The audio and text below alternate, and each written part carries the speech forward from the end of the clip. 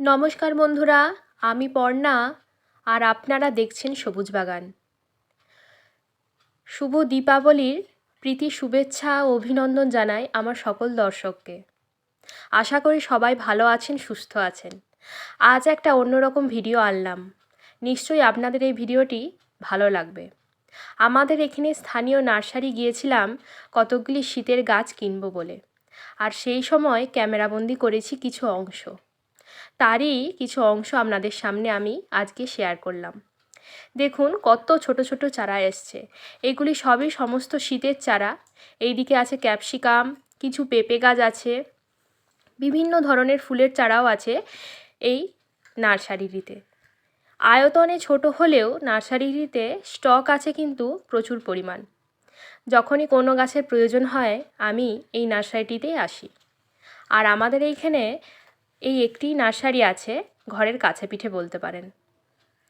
তাই কতগুলো গাছ নিলাম। এইখানে যেরকম পিটুনিয়া, দেখুন অনেকগুলি পিটুনিয়া বাছছিলাম। এই পুরো সেকশানটাই আছে পিটুনিয়ার। বিভিন্ন কালার, একই কালার যাতে না হয়ে যায় তাই আলাদা আলাদা ট্রে থেকে পিটুনিয়া বাছছিলাম। আর নার্সারির দাদাকেই বলেছিলাম যে আপনারা বেছে দিন যাতে আর কালারগুলো আলাদা হয়। সামনেই আছে চন্দ্রমল্লিকা। এবার আসি টবের সেকশানে। কিছু পরিমাণ টবও নিয়েছি। এইখানে টবের স্টকটা খুবই ভালো ছিল দেখলাম। উচ্চতা অনুযায়ী দামটা খুব রিজনেবল প্রাইসে পেয়েছি। আমি 10 ইঞ্চি টব নিয়েছি। এই দেখুন এই টবগুলো বের করছে, এইগুলো 10 ইঞ্চি করে গোলাপ গাছ বসানোর জন্য আমি নিয়েছিলাম। আর এই টবগুলোর মূল্য হচ্ছে, আমার কাছ থেকে নিয়েছে পার পিস 45 টাকা।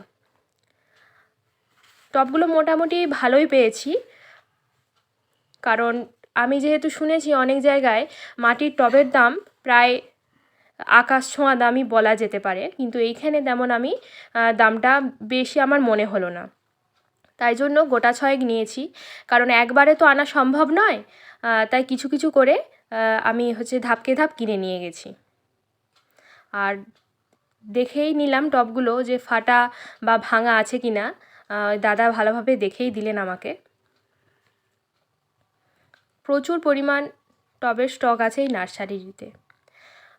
সামনেই কিছুটা রঙিন লঙ্কার চারা দেখতে পেলাম। তারপরে আছে কিছু পরিমাণ ড্রাগন, আর এইগুলো রেনি লিলি। একটা দুটো বেশ ভালোই ফুটে আছে। কিছু ঘর সাজানোর গাছ আছে, অ্যারিকা পাম থেকে শুরু করে বিভিন্ন ধরনের ইনডোর প্ল্যান্ট। তারপরে কিছুটা দেখতে পেলাম কলা গাছ। আপনাদেরকে পুরো এক ঝলক নার্সারিটি দেখালাম। এই পাশে দেখুন গোলাপ চারা নেমেছে নতুন, কিছু পরিমাণ নেমেছে, আবারও বলছে এক লট আসবে।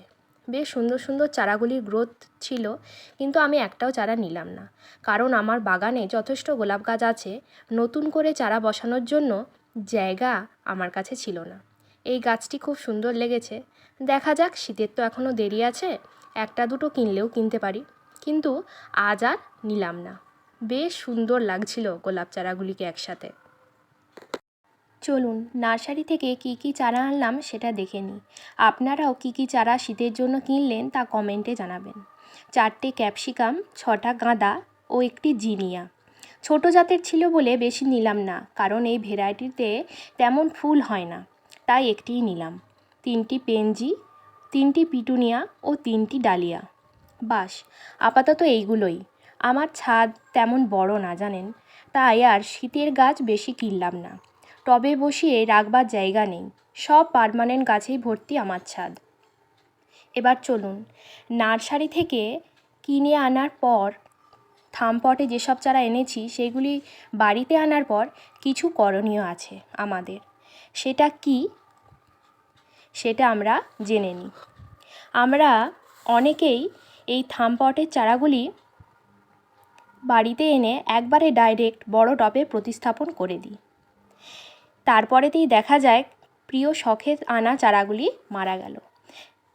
দেখুন আমি এখানে একটি পাত্রে কিছুটা পরিমাণ কোকোপিট নিয়ে নিয়েছি। আপনারা কোকোপিটের বদলে বালিও নিতে পারেন। চারাগুলো আপাতত 4 থেকে 5 দিন এতেই বসিয়ে রাখবো ছায়াযুক্ত স্থানে, এবং জল শুকনো হলে জল স্প্রে করে দেব পরিমাণ মতো। তাহলে চারাগুলো যে ট্রেস পেয়েছে তা রিকভারি করে উঠবে এবং কিছুটা বড়ও হয়ে যাবে। তারপর ফাইনাল টবে প্রতিস্থাপন করলে একটি চারাও মরবে না। কিছুই না, শুধু এইটুকু পরিচর্যা করলেই দাম দিয়ে কেনা শখের চারা গাছগুলি সুন্দরভাবে করতে পারবো আমরা আমাদের বাগানে। আর সারা শীত জুড়ে প্রচুর ফুল দিয়ে ভরিয়ে তুলবে শীতের চারা গাছগুলি। এই দেখুন, এই ক্যাপসিকাম চারাগুলি বড় জায়গায় আছে, তাই আর এইগুলিকে আলাদাভাবে পাত্রে রাখলাম না, এই ছায়াযুক্ত স্থানেই রেখেছি গাছগুলি।